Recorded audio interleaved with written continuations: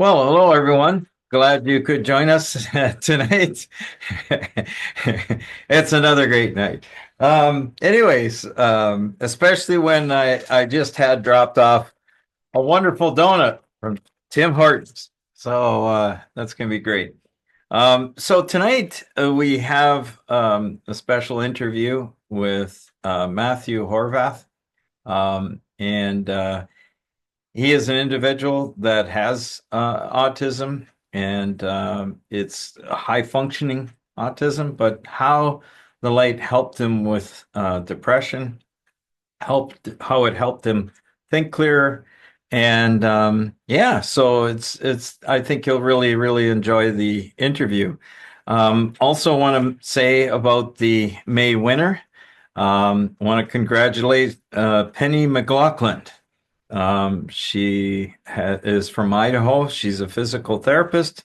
And Penny, congratulations. You have won one of the Palm Ultimates. It that's the $1,300 value. It has the two wavelengths. It has the red, as you can see, and you can kind of see the amount of penetration it has. And it also has the near infrared light that kind of, you can see it that way. So this is a beautiful device, and I'm sure you're going to have lots of fun with it, as well as I think some of your patients will very much appreciate it, as well as all those in your family circle. So with all of that, we're going to start off.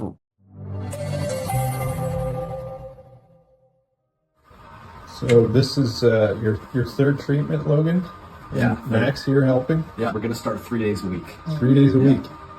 What have you noticed with Logan so far? So far, we've just with the amount of self-induced behavior that's done, he's really calm right now. One thing that's been going on a lot lately is he is like attached to me, and it gives me anxiety. Like he follows me everywhere I go. He's leaving me space now. He's down in his room watching his videos, and he comes up and gets the snack and he goes back down. Yeah, so we've noticed that with some other people with autism as well, like clearness, responsiveness. Yeah. Can I get a fist bump? There you go. Awesome, man. I don't know how to explain it. I can't get the words out, but we've noticed a difference. Yeah. We've noticed a difference. Absolutely, yeah. All right, you want to say bye? She's very excited to come. Yes? And that in and of itself tells me something. And she was telling Josh how she's very excited. She thinks this is going to really help her. Wow. So we know that there's a lot going on with the mind and the brain. And when I started researching this, after my in-laws got the handheld, I said, wow, there's more than just one research article about using this for individuals with autism, and there's one study about adults with autism.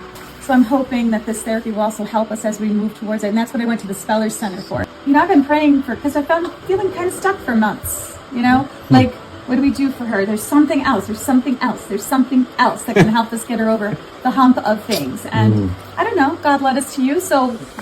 I am so blessed you came into our lives. Oh, hey. My wife is going to love so this. Blessed you came into our lives. I know. That was such a neat interview that I recorded there, where she got the treatment, and then she typed on her little speller device, and it said that message, "I'm so blessed to have you in our lives." So she has continued to improve. We're going to have an update in about a month's time as to how she's doing, but it's pretty neat. So now what we're going to do is we're going to go into an interview that I did earlier with Matthew Horvath, and you'll be able to see that. So he's high functioning autism, and they have different classifications for it. But here we go with the interview. Okay, so all right. Well, hi Matthew, how you doing? I'm doing well, Tom. Thank you for asking. How are you doing? Yeah, really good. Thanks. So, just really appreciate your willingness to come on the podcast here, the interview, and many people see this, but it's going to be fun. So, why did your parents evaluate you as a child? What were some things that were going on that they wanted to check things out? So there was a number of things. Basically, I was not behaving and developing in the same way that a normal child would. Um, my parents' most obvious points of comparison were my older and my younger brothers. So a couple examples of these. As a baby, when people would make eye contact, look at me in the face and give me a smile and all that. While I was making the eye contact, I didn't really register that I was or respond in really any way. I generally did not smile back in the same ways or at this as often as a normal baby would. Um, Mhm.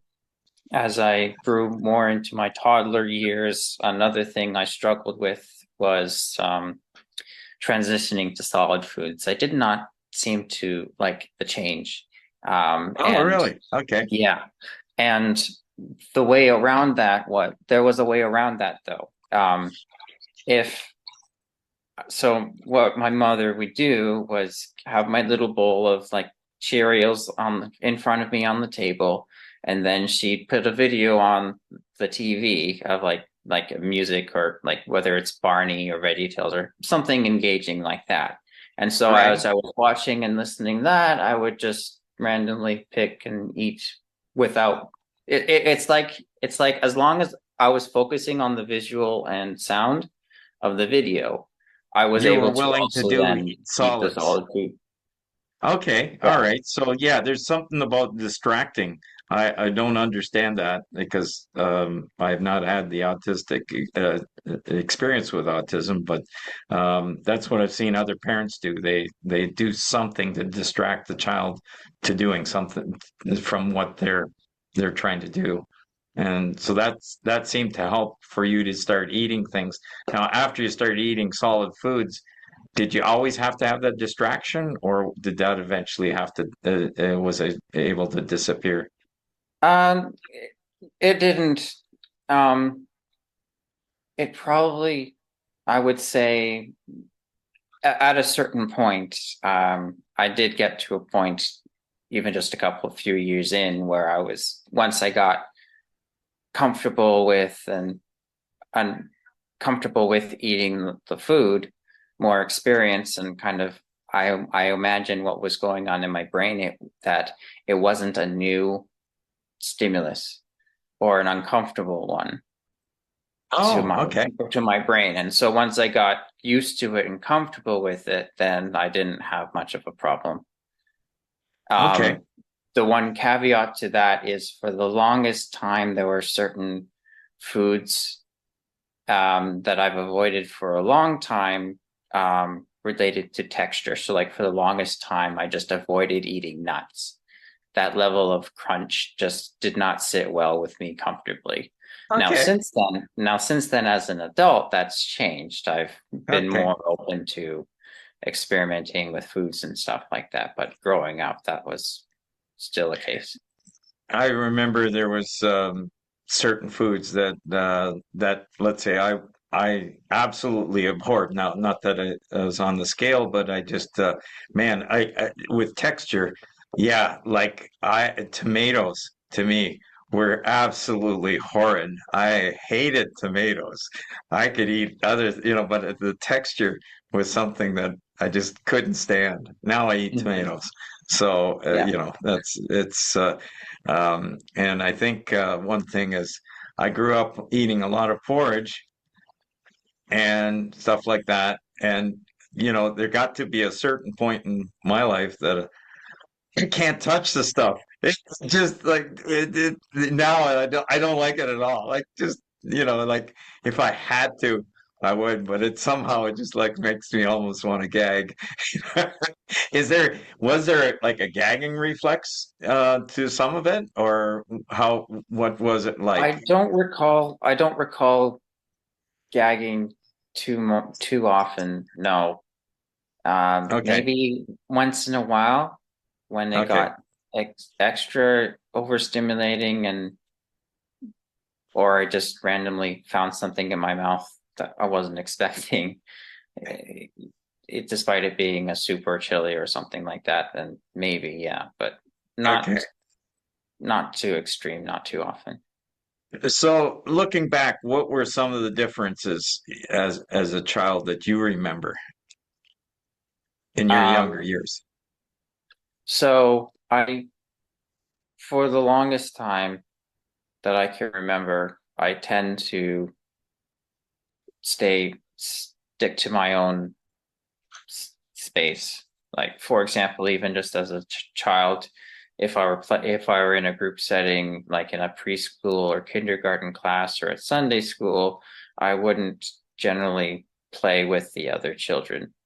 I would, and beyond that, I just anything related to like imaginative, what is called imaginative play.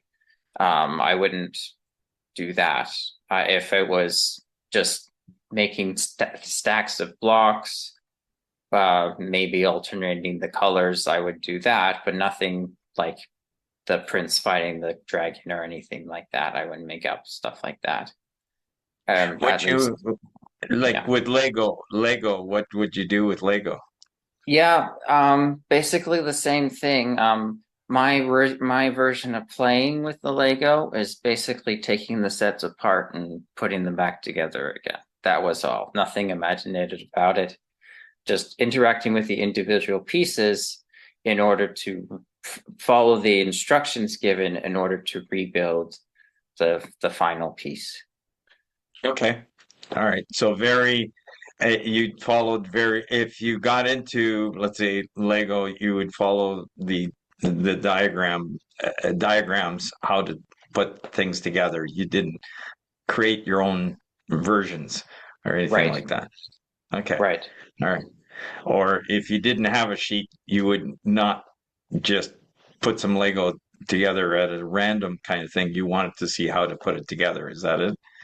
Yeah, I wanted to know what I was doing if I were to do anything Okay. with it. And what other things did you notice and what do you remember in school? Probably pretty tough. I imagine kids can be very tough on other kids that aren't the same in some ways. Thankfully, I didn't get much of that experience, especially since my mother homeschooled us for the vast majority of our childhoods. And Ah, so, okay. and so most of my social interacting was with my siblings, and as well as other families in the area that were homeschooling their children. Okay. All right. So I wasn't subject to the public school experience until in my grade 12 year. And so Okay. by then I had developed and was better able to interact socially and all that kind of stuff through various other. Okay. Yeah, for myself, I did go through the public school system, and I would be one that was picked on. For I was overweight as a kid, still a little overweight, but uh, as a kid, I was, and I wasn't into sports as much. So even when you're supposed to do certain things, I was more somebody who would just I didn't mind building Lego, doing things like that with my hands, but as far as like exercise or whatever, I was so. And the other thing I couldn't do, I don't know about yourself, but for me, English was extremely difficult.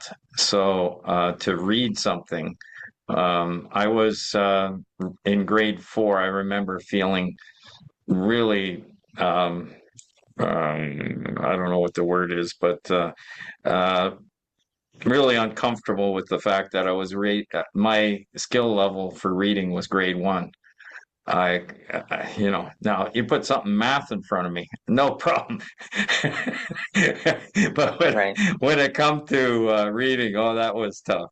And so I remember when they would, in the public school, they would ask you to read a little piece of, like a sentence or two. And then the next person would read a sentence or two, and the next person Right. would read, as they went around the room. And I'd be counting, okay, how many sentences is it to me, and what do I have to read, before that person, and try and read it, and then I'd still stumble through it. It was pretty rough. Yeah. So So I guess, for me, yeah. reading was actually learning how to read was actually one of the things that helped me. What I didn't mention earlier in my earlier years, one of the reasons why I was originally evaluated as a toddler was the fact that my language was delayed in its development, to the point where I believe my mother said something like my 2-year-old brother had more words in his vocabulary than I did at the same time at 4 years old. Okay. Once I started learning to read, that changed. That helped. Definitely, my vocabulary blossomed at that point. Eh, Yeah, I remember growing up as a child, like reading the books I was reading, whether they were just little fact books about animals, or when I started reading like more fantasy kind of things, I would actually take the time to, if I read a word that I did not understand, whether it's like being used in its context didn't explain what the word means, I would right. I would actually go to the dictionary to look it up to find out Wow. what it means. Um, That's cool. Yeah.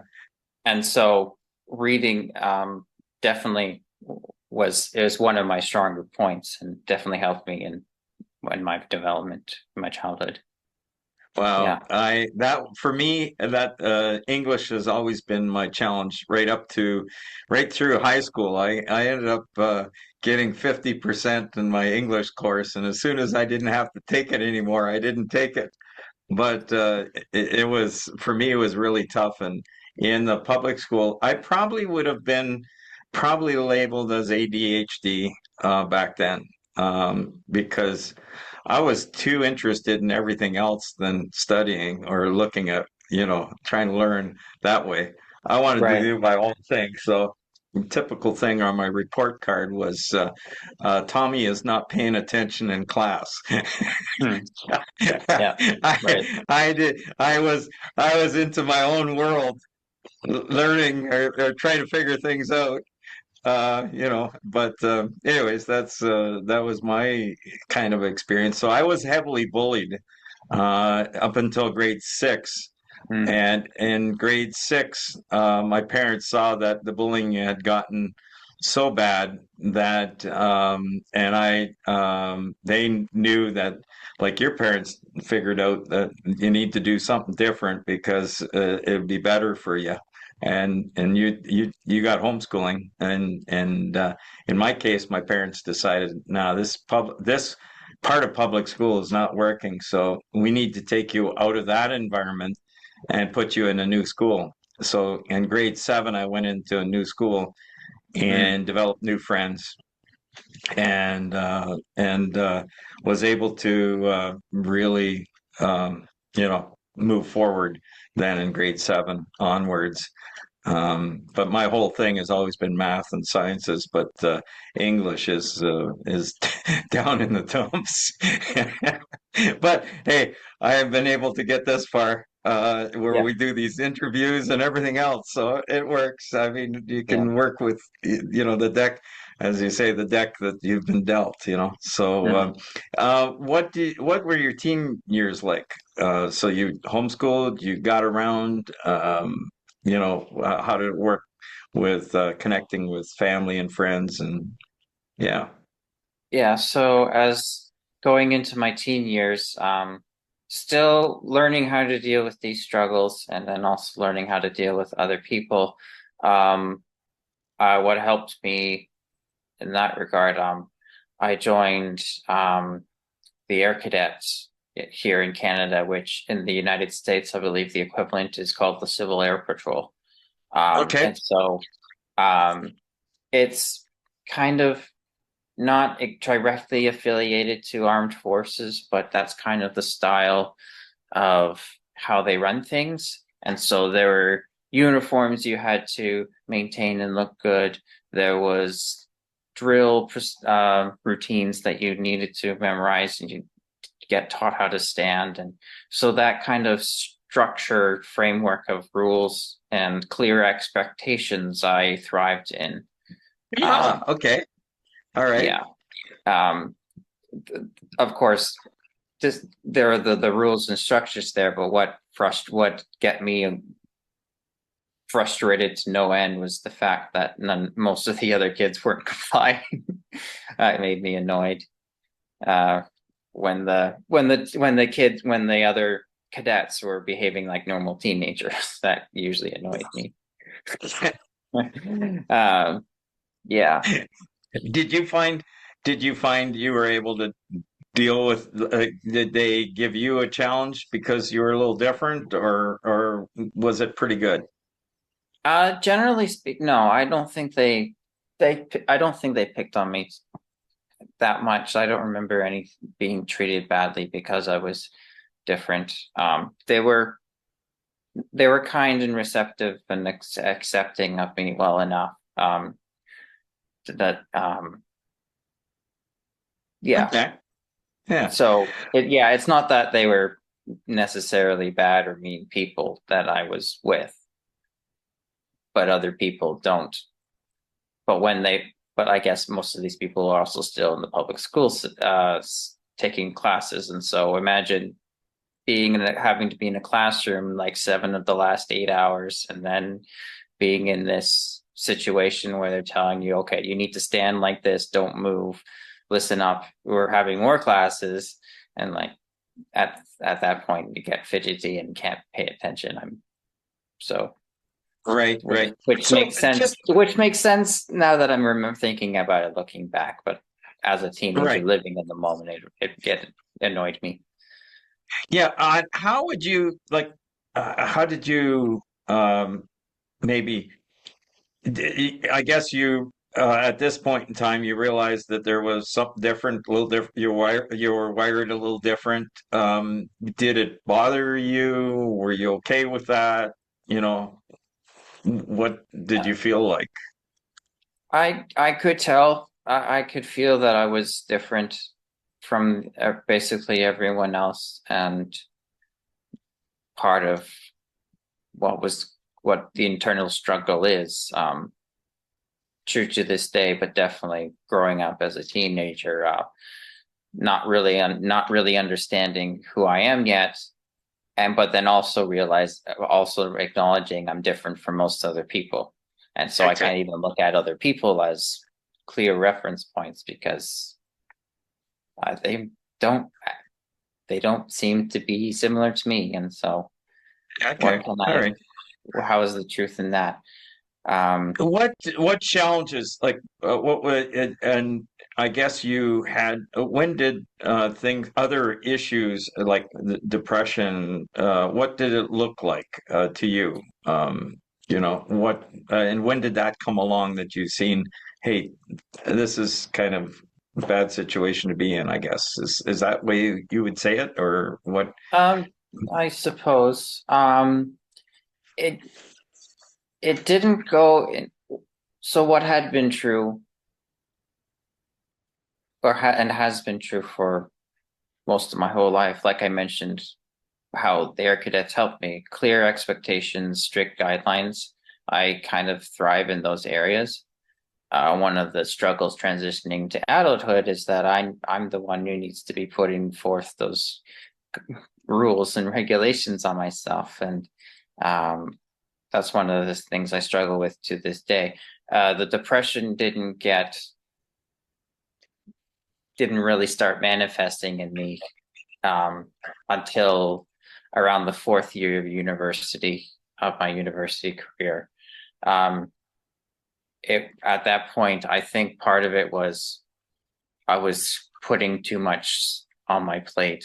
I had joined the basketball team for the first time. And then I was Okay. also taking a full heavy course load at the same time. And then numbers and that kind of just ended up overwhelming me and getting me to the point where I just could not write an essay that I needed to do for one of my courses. And then, yeah, so that would be the starting point. Basically lack of motivation to do even things I know are necessary. Just couldn't find the drive to get myself to do those things.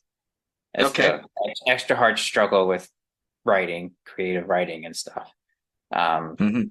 For reasons I've alluded to before. Right. But yeah, that's more or less Mm. carried over since. I've had good periods of time in my life and worst times in my life since. But yeah, So it's been would you find yourself just wanting to sleep in and not do things like just veg kind of thing? Is that yeah, how you would say? yeah, I Like would unmotivated to do anything, just kind of couch potato kind of thing. I don't know how you yeah, describe it. yeah, that's pretty accurate.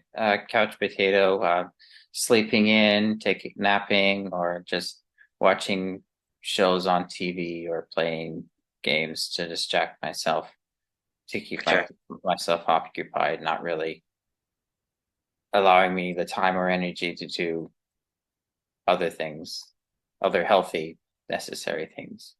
So, your mom is fantastic. I work with her, and but that's how she got chance to find out about the light and the helmet. And so, the light helmet, how you gave that a shot, and so how'd you accept the idea of trying to put a light on your head? What do you think of that idea? Um, Crazy? it is kind of when without any context, it does seem like an odd thing. Like, why does it even? I mean, like, I'm sure people are still trying to figure this out. Like, why does shining light into your body, in like, how does your body's interaction with light affect its health and well-being? Just Right. generally speaking, not necessarily, and then specifically on the brain. So it did seem odd at the time at first, like it seemed like an odd concept, but it's more like my mom's smart. She knows what she's talking about. She knows what she's heard, and so I'll give it a try. Uh-huh. Yeah. And whenabouts did you start trying the helmet? So I started using it, I believe it was September of 2024. Um, just like a minute on the red light and then 2 or 3 minutes with the infrared. Yep. Um, um, try to do it once a day in the evenings. Haven't always been faithful for that, but that's generally the structure that I've been wanting to follow for that. Mm-hmm. And in the first couple weeks in, I didn't really notice any immediate effect. Other than I did notice that my sleep seemed to be getting a little deeper, and I wasn't always waking up as early as I used to be with the sunlight or with other people moving about around the house. So that's the one thing I noticed right away, just a couple of days in. And then a few weeks later, I'm playing basketball early on a Saturday morning, and then I noticed, I seem to be more present. I seem to be more aware of what's going on, and I'm able to make use of that in order to make plays. There seems Okay, to so be a you're real movement going you're on. able to pick up more of the stuff around you. Is that the idea? Like you can kind of picture where everybody is and you can kind of place them in your mind. Is that the idea? Yeah, something like that. It was more like what other people have described as the kind of fogginess or cloudiness of the brain. I don't know if I would particularly use that language, but it is the same idea. It's like part of that is lifting. Yeah, so I started feeling, so yeah, that was just a few weeks in. I'm noticing, I think why it stood out to me at that point is early on a Saturday morning, that's when I feel least awake. Okay. And so for because I'm waking up early and also because I'm exerting myself physically and I'm still able to pay attention, to be that attentive. And Okay. yeah, that's when I first noticed the difference.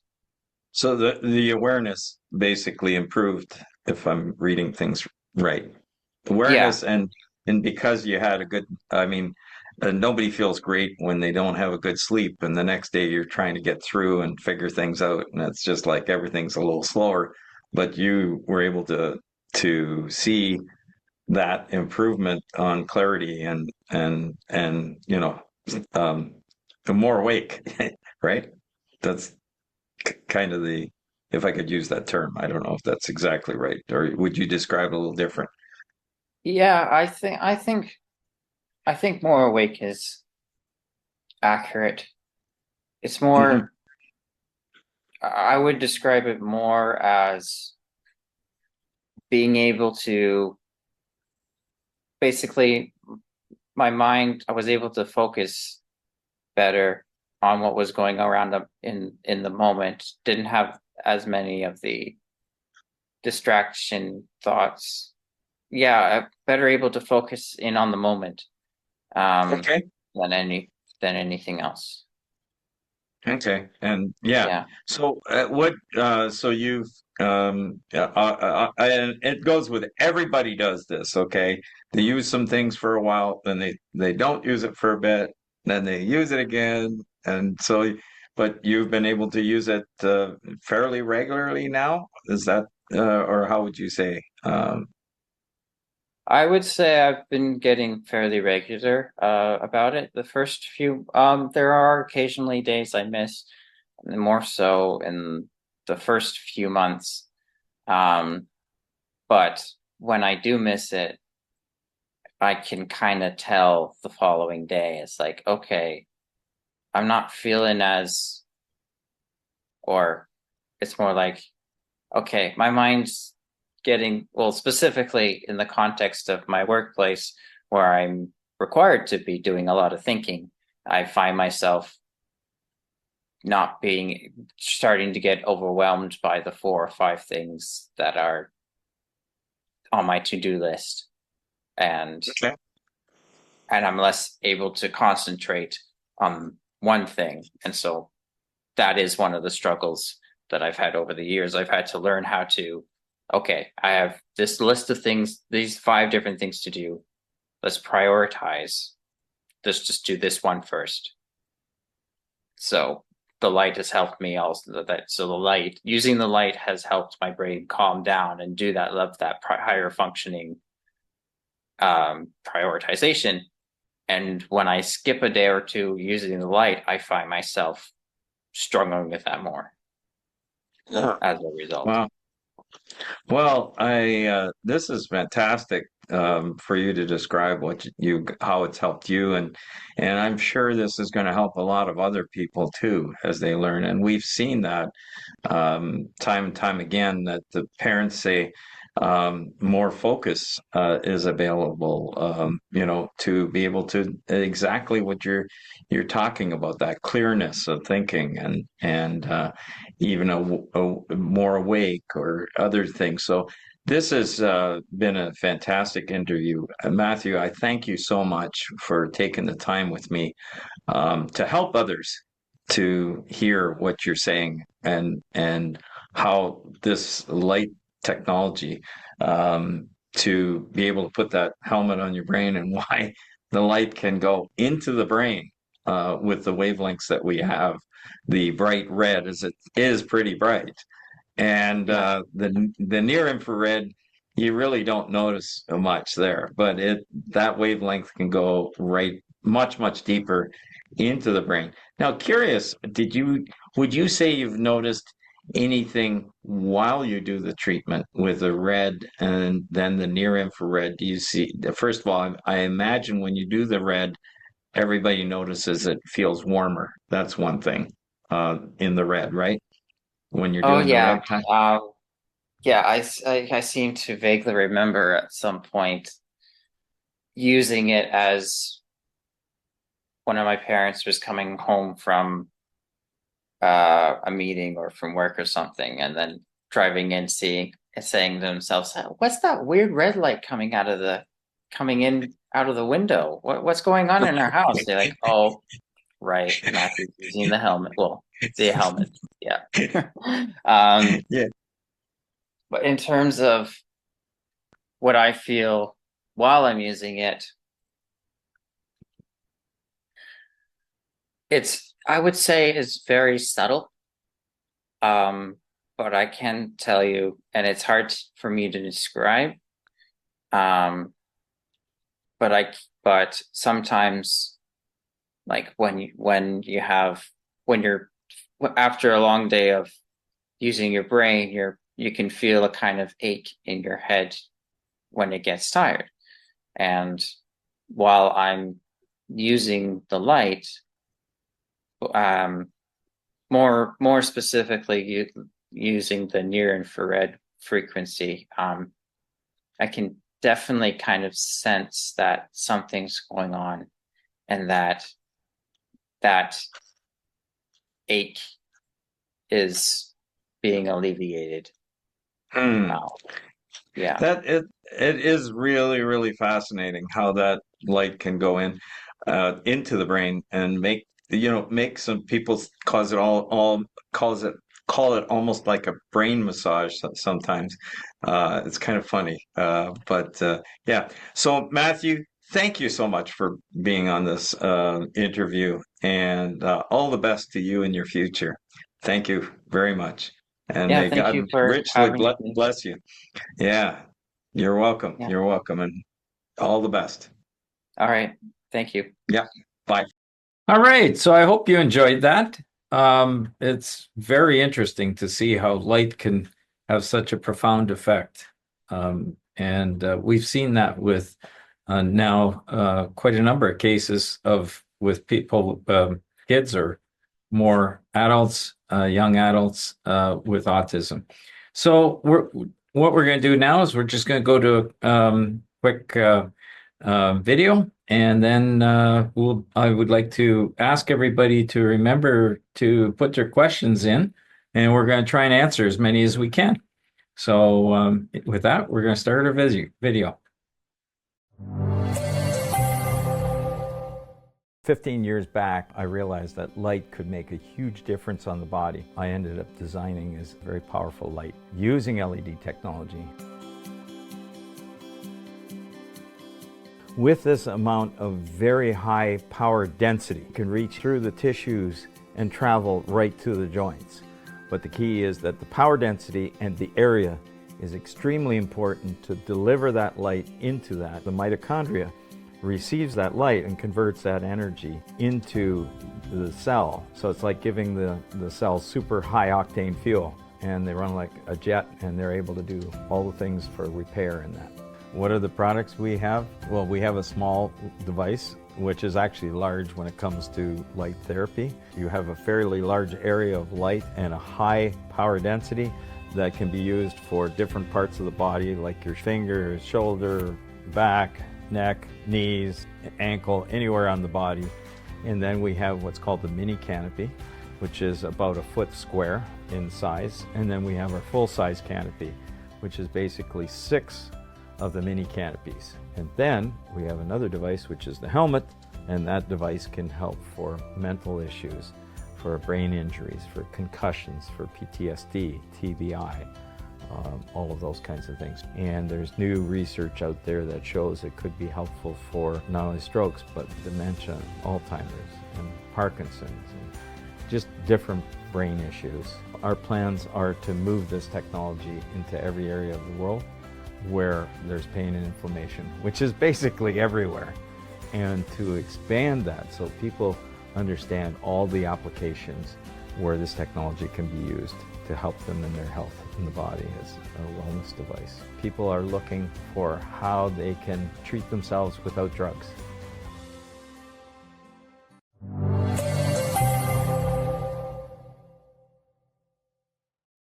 All right. So I'll just talk in a minute here about the products, and then we'll get into the questions and answers. And remember, put your questions up. By the way, we have on YouTube, if you search out SunPowerLED, you can go on YouTube, and what I'm going to suggest is please not only subscribe, which is fantastic, because as soon as a new video comes up, you'll be alerted that there's a new video there, but also hit the like button, as that helps us get out there. More people will find out about us if you do that.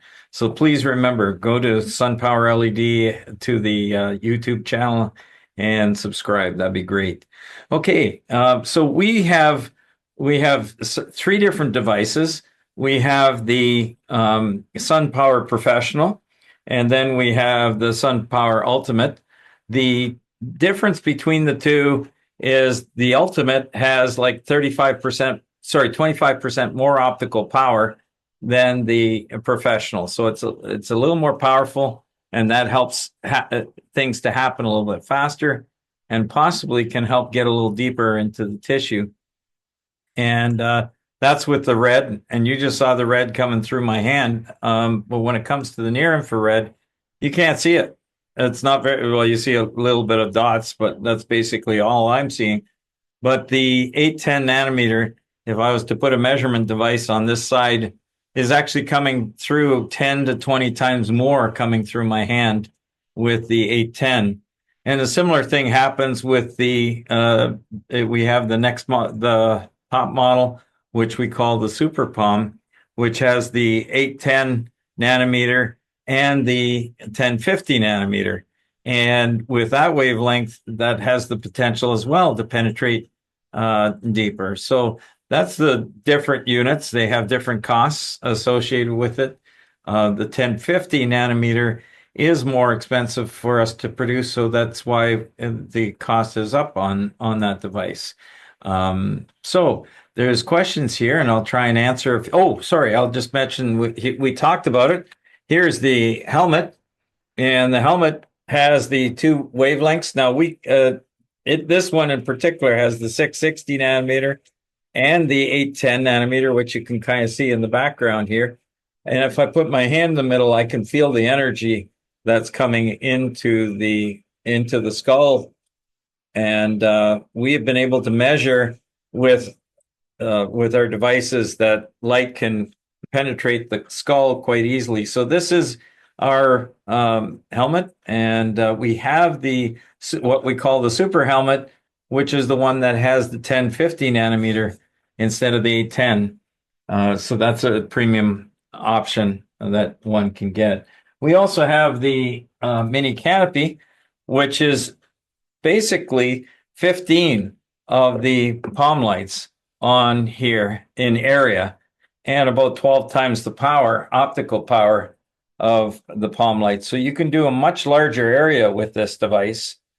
And then we have the other wavelength, the 810, which you can kind of see there. There we go. You can kind of see it in that video, in the camera shot. So this having such a large area, you can now cover much larger area of the body, and it makes it a lot easier to do it. And it because of the fact that as you increase the area a little bit more, that also helps to deliver more energy deeper in. So it can make things happen faster as well.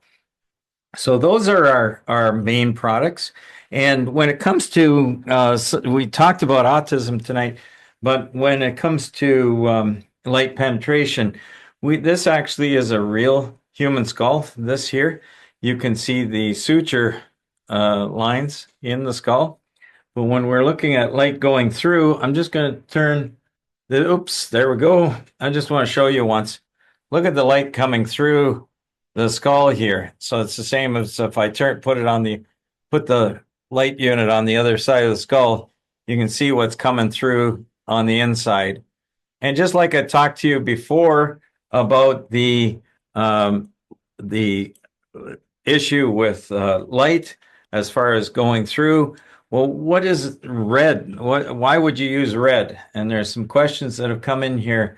Well, red is not only can penetrate through the skull, but it actually can go on the inside wall of the brain and increase the blood flow. And so there's with the red 660 nanometer, it ends up stimulating blood flow, which is huge. But it also does other things. But there's a very high absorption in the blood, and that's why red doesn't penetrate. The 660 nanometer red does not penetrate as deep. Now, when it gets to the 810 nanometer or 1050, now that can go much, much deeper into the body, and that can absorb both red and near infrared can be absorbed by the mitochondria and gives the mitochondria energy to be able to do all sorts of things. Now, Mary asked the question, well, what about if you're using the light? What does it have also a systemic effect? Yes, they've shown that in a study on long COVID that they could treat the body and it would have influenced the brain, because obviously you're affecting the blood, and so the blood is going up through everywhere. The other way around is also the same. It's similar in that if you treated your brain, you will be affecting other parts of your body, but obviously you get much more effectiveness in the area you're trying to treat if that's where the light is. But it's not that the PBM or photobiomodulation doesn't have systemic effects. So hopefully that answers your question on that. So the red light, yeah, sure, it'll warm up the skin a bit. But as far as, you could use a hot water bottle to heat up your skin or something like that. That's not the case. A red light, the purpose of the red light is not to warm up the area as much as it is to be absorbed by the blood and stimulate the mitochondria, give the mitochondria energy, do a whole host of other things. And I've got some earlier podcasts that you can watch on how the light can be absorbed, and they go into great detail on the functions and why the red light can have such an effect. Tom is asking any contraindications for metal implants. No, there's been all sorts of people using light on areas and on areas where there's been metal plates or metal screws. Thing is that the light, after it starts going even through the surface of skin, it's already reduced a fair amount. So it's not like you're going to start heating up the inside like a microwave. That doesn't work that way. So it's very, very safe when it comes to using it around different types of implants, including plastics and other types of silicone, tubing, or it really doesn't have a problem with that. So if you can scroll down to the bottom there for a moment, thank you.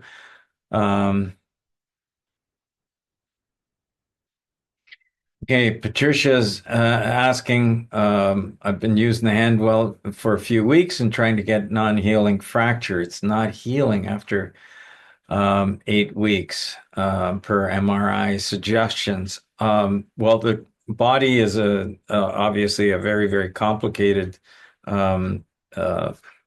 beautifully designed machine, or however you want to say it. But the human being is like way out there. But what I would say is there's so many effects that are in the healing phase. So maybe I don't know if you're doing everything you can for your nutrition. I mean, or you'll have to check with like a naturopath or others to see what other things could be done, because there's lots of good reports of speeding up healing. So saddened to hear that, but maybe you can figure out what else is in the way of the healing process.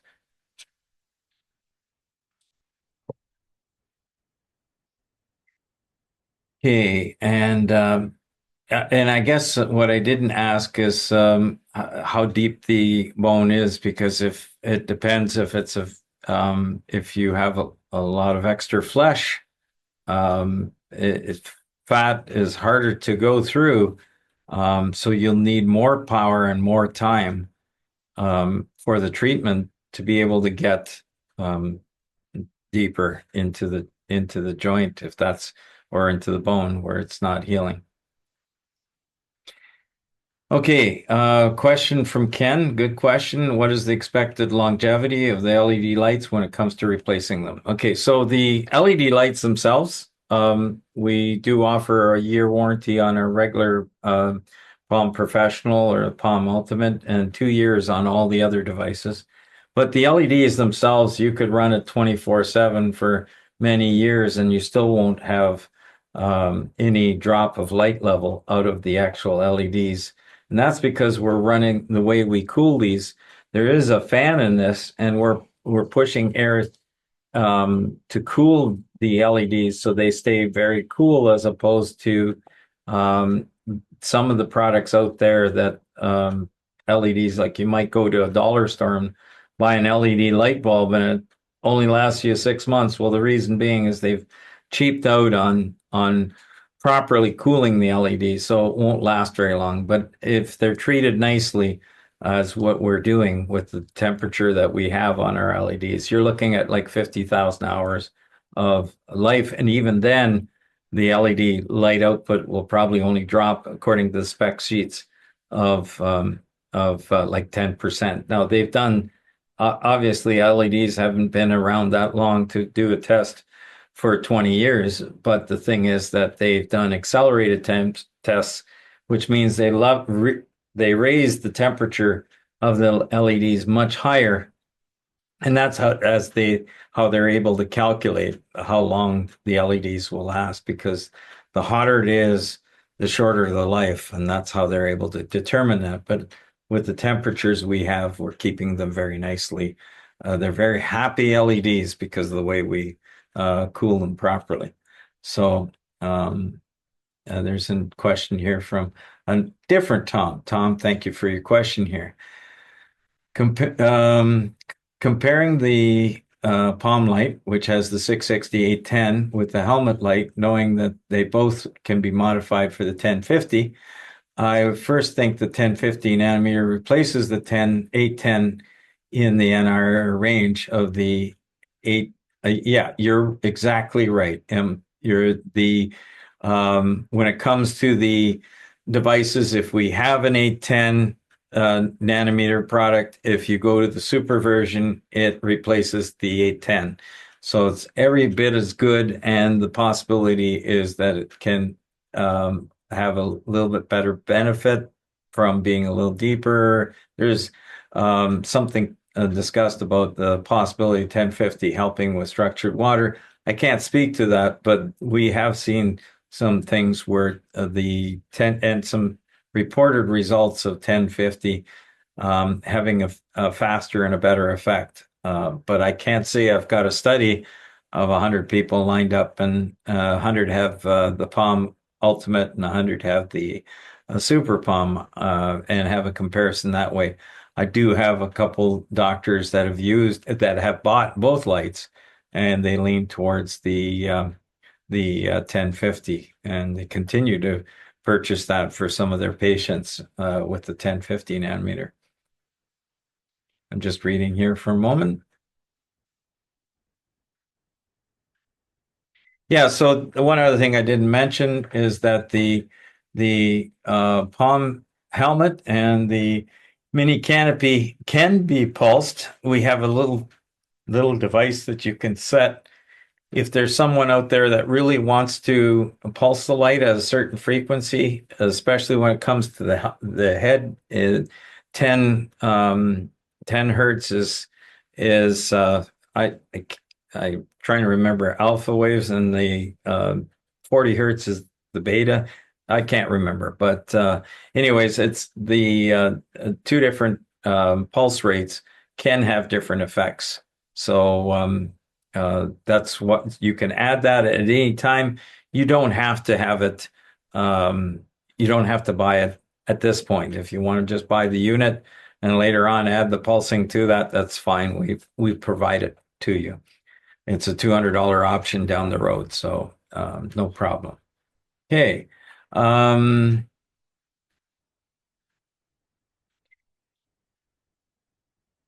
Okay, Geraldine is saying I have metal in my wrist and use the light with no problem. Yeah, that's we've had that kind of report. Thank you, Geraldine, for mentioning that.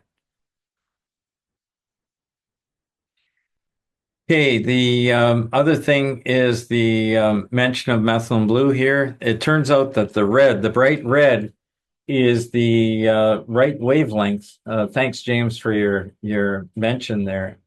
It's the right wavelength to work with the methylene blue. And if you want to learn more about methylene blue, have a look at the website methyleneblue.red, methyylene blue.red. Okay, Marilyn is asking, can you describe the difference between the professional and the ultimate palm? Since the ultimate is more powerful, does that mean you need to use the professional palm for a longer treatment time each session? And that's basically what happens. You can actually offset. You could go with the professional and just use it like about 25% more time, so instead of 3 minutes, maybe 4 minutes, and you get a very similar effect. There is something too, but to have a little extra power might just bring you over a certain threshold. There's certain things that have to be learned yet out there with more research, but the extra power might give you that little extra edge as well. Ken is asking, is the treatment times for the same for all maladies being treated or different times? As a matter of fact, Ken, it does end up being different. So if a person is only treating their skin or something very thin, so like your fingers, basically 1 minute of the red and 1 minute of the near infrared will be plenty of treatment time. Can your person treat longer? Yeah, no problem. But generally, to get the effect that you want, you about 1 minute or 1 minute. If you're starting to treat on your let's say your wrist, you might look at 1 minute and 3 minutes, spending more time now on the near infrared because it's going to be penetrating deeper. And then if you're looking at much deeper, that you start expanding both the red and the near infrared even more. So let's say you were trying to treat your knee. Now you might spend even on the upwards of 10 minutes of the bright red all the way around the knee and maybe 20 minutes of the near infrared. That depends again if you're very very thin bone structured, or your knee is pretty thin, you might be able to get away with half of that amount of time and still do a very, very effective treatment. It's not a problem to treat longer if you want to, but on some things like around let's say the eyes or your brain, we're suggesting 1 minute anywhere around the head area, 1 minute of red, the bright red. So if you're looking at tinnitus, you could be using 1 minute of the red and then 3 minutes of the near infrared on your ear like that. And that can also be used then all around the brain. That's kind of like why we have the helmet for 1 minute of red and 3 minutes of the near infrared. Now, that being said, it's not a problem if you want to do little longer treatments, or maybe it's a case of if you can do morning, like 2 treatments a day, I think you'll do better in some of these instances. And so why not? If you have a root canal, you may some will remember I had one not too long ago, but you may want to use the red and near infrared and use it longer. And then when the pain starts coming back again, do it again. And every time the pain shows up, do it again. And so that might be far more than 3 times a day if you need to. In my case, I didn't need to, but it's everybody's different. So you could treat more often. Now, if you're treating your hip, you might want to spend 10 minutes on the bright red and on the upwards of 20 minutes on the specific area of the hip because it's so much deeper, the area. And if you find it a little warm, there is a lot of energy coming from this. Just move it around a little bit, like, or switch, if you're doing certain areas longer, you might want to just move it around a little bit around the area. And that's one way it could be helped to offset a little bit of the extra warmth if that's something that you feel. Can I use a timer for the NIR if I want to sleep with the light? Absolutely. No reasons why not, for sure. Question is, does it help with Down syndrome? I do not know yet. It just seems like there are so many different brain issues that it seems to help with. I can't say. We don't have any experience in that area yet. Could it help with gut microbiome? Absolutely, for sure. Okay.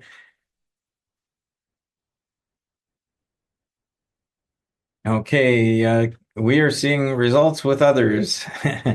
Pastor John, that's great to see. It's fantastic to see the number of people that you've been able to help using the light, and that's great. That's fantastic. Okay, so there's question. Marilyn is asking, which palm, for macular degeneration, you can use the professional. It's not a problem.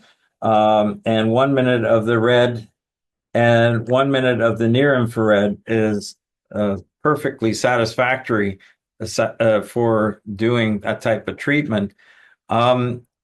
If you end up being more senior, you may want to move it up a notch to the ultimate or the super palm, only because then you can use it a lot more for all the other things as well. But there's no problem. The professional has been used on knees and works as well. So it's not, you don't have to move up, but it does seem to help in some situations to help things happen. So Tammy is asking photosensitivity with certain antibiotics. As a matter of fact, we looked into this a while ago, and it turns out that antibiotics are reactive to the sun. And the reason they're reactive to the sun is the UV and blue and UV wavelengths, which we do not have in our devices. So no problem with the whole area of photosensitivity with the light. And the drugs do not, outside of very, very specialized photosensitive drugs, there's no problem with using the light anywhere with it. So remember, just that with that macular degeneration, that's 1 minute of red, 1 minute of near infrared with the eyelids closed. Okay, you want those eyelids closed so that you diffuse the light in all directions, and it's super even on the back of the retina. So, well, I want to thank everyone for joining us tonight. I see we got to the end of the questions tonight. That's great. And if you have any other questions, we'll be on next Tuesday. And thank you for joining us. And may you have a richly blessed week. All the best for now. Bye.